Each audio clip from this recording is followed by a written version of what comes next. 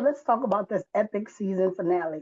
I kind of like to think that Conquest versus Invincible was like a part two of Negan versus Glenn. I mean, some of the similarities between Conquest and Negan were uncanny, especially with the dialogue, with the psychological and mental torment. So, how has it been for you being kind of in both Robert Kirkman's worlds on The Walking Dead as well as Invincible with so many characters or actors crossing over? Well, I'm less pissed at Kirkman for Invincible because Glenn was my favorite character in The Walking Dead. Rick just straight up, walking into communities, getting people killed left and right, and Glenn was the one who was like, "What are you doing?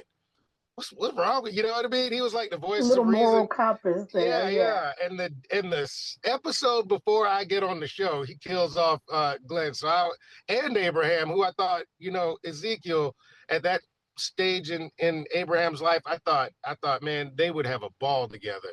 And Right. so yeah, so I was really disappointed that they weren't gonna be characters that Ezekiel could interact with. But so I'm much happier that Mark was able to beat the hell out of the Negan of supposed, Negan of this world, and Right. and take him out. So I'm Definitely. much happier. I'm much happier with the way that the Invincible battle has gone off.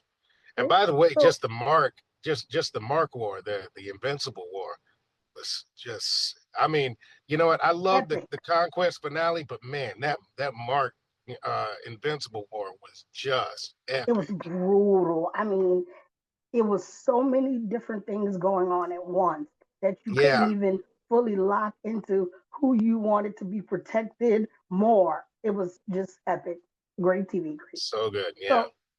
So, with that being said, if you could bring any Walking Dead actor over to Invincible, who would it be, and what superpowers would you give their potential character?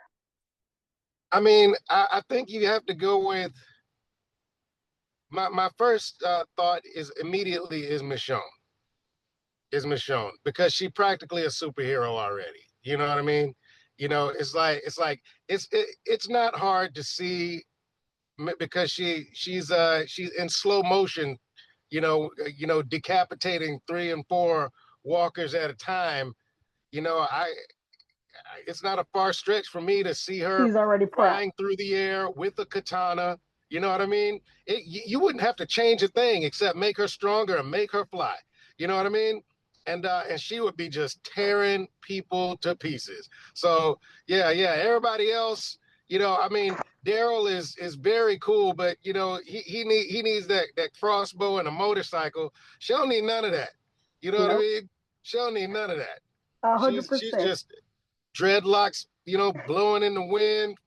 Yeah, Michonne all the way. Michonne all the way. Playing everything.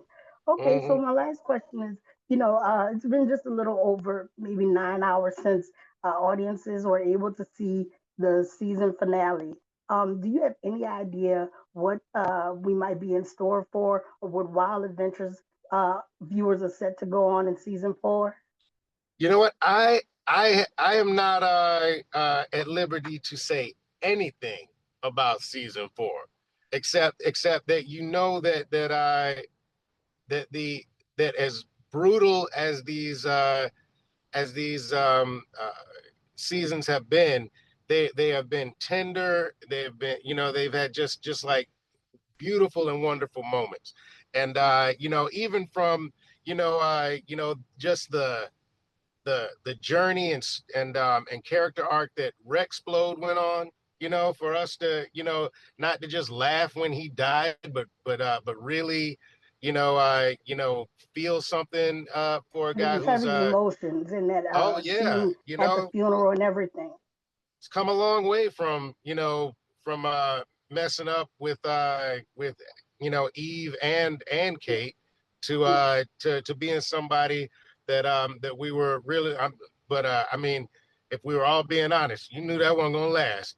Kirkman can't have somebody that happy for that long, you know. Right. Right, So, that's true. That's why it's so unpredictable, and we're excited for season 4. And I just want to thank you for taking the time to speak with me today. And we're going to be locked in and ready. all right, take care.